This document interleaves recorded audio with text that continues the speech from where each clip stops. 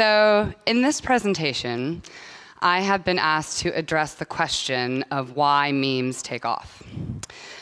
Before I get started, I want to tell you that despite what some people may tell you, there is not a guaranteed formula for meme success, and this is not going to be a session that tells you exactly how to go viral. So I'm sorry if that's a disappointment. But what I am going to do in the next 15 minutes is briefly explain how memes operate in society, the role they play, why they matter, and how they connect to this session's theme of collaborative innovation. But first, to set everything up in the proper context, I'm going to take you back into history a little bit. So humans have always made things. We are a species of makers and creators. But for most of history, there have only been a very small percentage of people who have been recognized as makers with any sort of authority. So the professional authors, artists, architects, and musicians in our culture. Historically, there has been pretty tight control over what is considered to be worthy of public consumption. So from the Catholic Church back in medieval times to more modern gatekeepers like television networks and newspapers. And the authority held by these gatekeepers was pretty ironclad. Even once we moved past burning people at the stake for heresy, anyone who tried to take it upon themselves to publish something was looked down upon. To paraphrase Clay Shirky, anyone who was a self-published author was seen to be vain, rich, or crazy. But the internet has altered our relationship with the creation and publication of content. To start, how we make things has changed.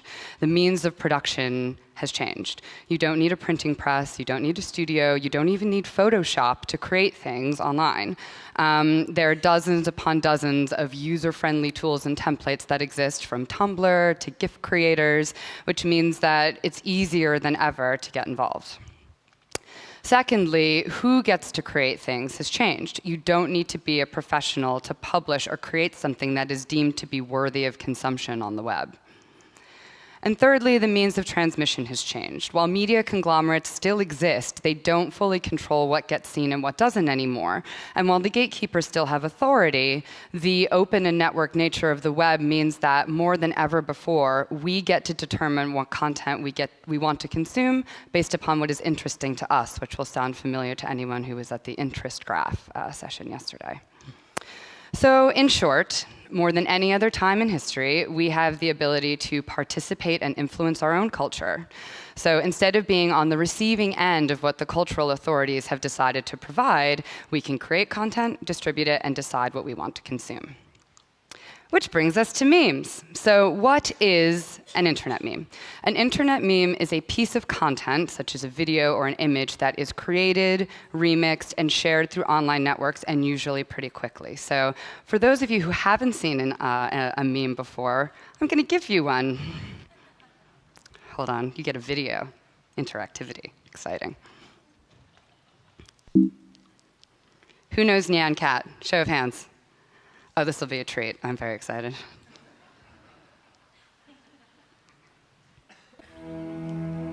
Oops. Freedom for me is always just... That's not Nyan Cat, just so you know.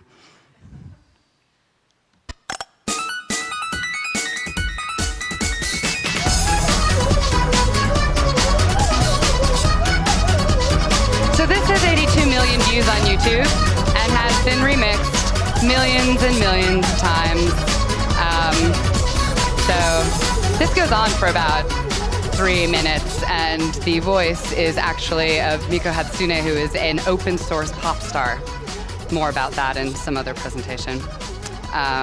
So there we go. That's Nyan Cat, one of the internet's top memes. And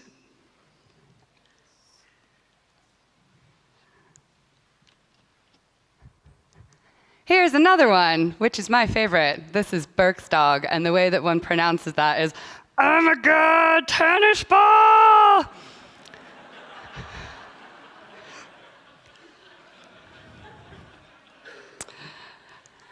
So a video of a cat made out of a Pop-Tart and a picture of a derpy dog may not seem culturally significant.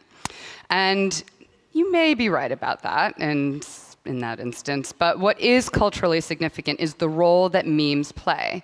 They are a venue for commenting on and participating in our culture, on everything from pop songs to politics and race relations. So especially in the past 12 months, I've noticed memes have become part of the media cycle, at least in the States and the UK. If there is a major news story or event, memes tend to crop up about it. And I was talking to a friend of mine who's not particularly into internet culture and social media. It was last weekend, and he was like, now, anytime there's a major news story, the first thing I do is I go to Google and I put the name of the story in plus funny meme. And I was like, okay, well, that's an interesting change in behavior. Not every meme takes off. If you spend a lot of time on Reddit, Meme Generator, and Quick Meme, you will notice that there are quite a few attempts to create memes that don't go anywhere or have a really short shelf life. So why is it that some memes take off and others don't?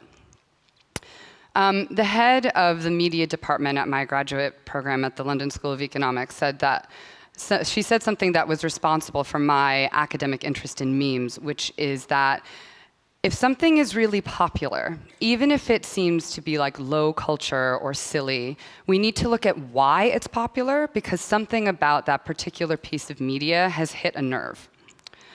And this ultimately explains why popular memes take off, because whatever is contained within that meme has resonated on some level with its audience, compelling them to share it or to create their own. Now, the specific thing that strikes a chord within each meme differs, and usually for really popular memes, what resonates often varies across several different audiences. So this is Henry Jenkins, and he is a media scholar and a professor at the University of Southern California's Annenberg School of Communication.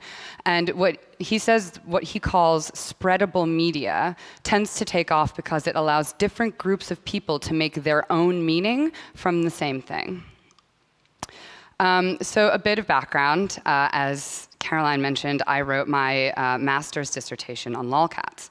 I conducted an audience study of why lolcats in particular were so popular. And proving Jenkins right, I found that there were 3 distinct groups of people that regularly engaged with lolcats. And while there were some commonalities across all of the groups, the value in lolcats differed for each of these groups and for different reasons. So for one group, the main appeal was the community that existed in the comments section and around icanhascheeseburger.com, the site that Caroline mentioned in her presentation. And for another group, it was that they could layer obscure reference upon obscure reference onto these things, demonstrating their knowledge of internet culture, establishing in-group boundaries, and their geek cred. And I found the same thing when I was researching NASA Mohawk Guy. Based upon does anyone know who NASA Mohawk Guy is? Show of hands?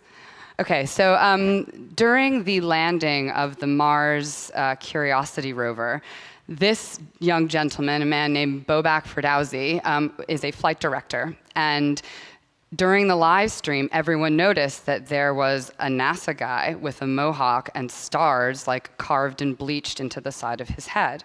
And he became a massive, massive meme in a really short period of time.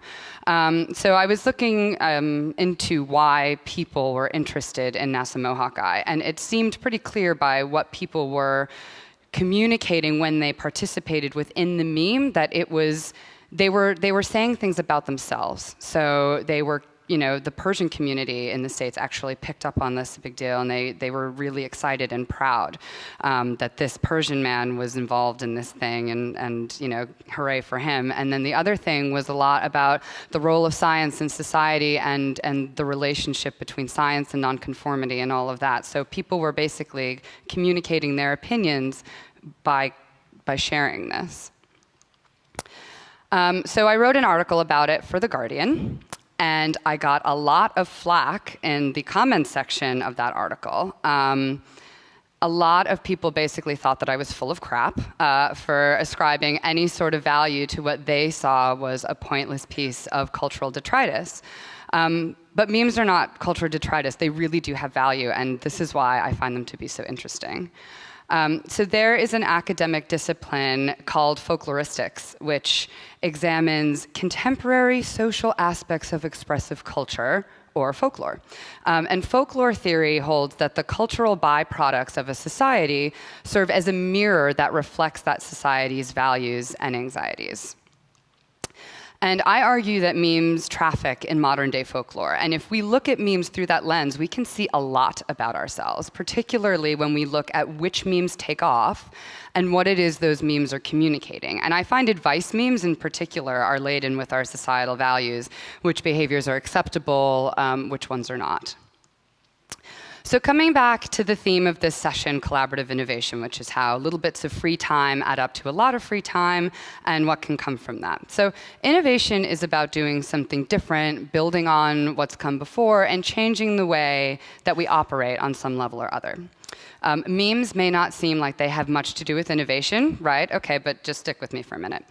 So David Gauntlet, who's a professor at the University of Westminster in London, argued for the collective power of creative individual actions in his book, Making is Connecting.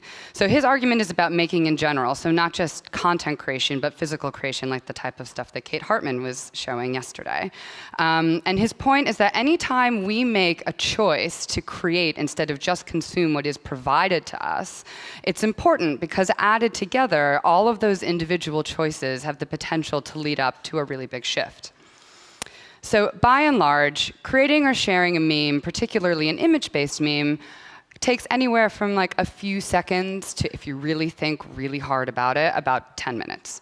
So 1 minute, like one image, few minutes, like not a big deal, right? But when a lot of people take a few minutes to create an image, that's a lot of minutes and a lot of images. And this is where those 1 to 2 minutes and those images become really powerful, which is an aggregate. You know, one meme may not tell you much, but a lot of memes can provide some pretty valuable insight into our society. So memes can actually influence public discourse. Earlier this month, the Paul Ryan Gosling meme, for those of you who are familiar with American political culture, was used to make a statement when a banner featuring one of the meme's most famous slogans was physically flown by a plane over a campaign event. And you know, Barack Obama and Mitt Romney are routinely featured in memes that dissect their personalities, their policies, and their positions. And US citizens are not the only people using memes in this way. In countries with oppressive regimes such as China and Syria, image memes are routinely used as tools for political dissidents because they're able to fly under the radar of the censors and they aren't able to be crawled as easily. And Chinese-American artist An Xiaomina has described memes as the street art of the censored web. So the next time someone rags on memes as worthless or silly, you can tell them why they are wrong. Whether they believe you, well, that is another story. OK, thanks, bye.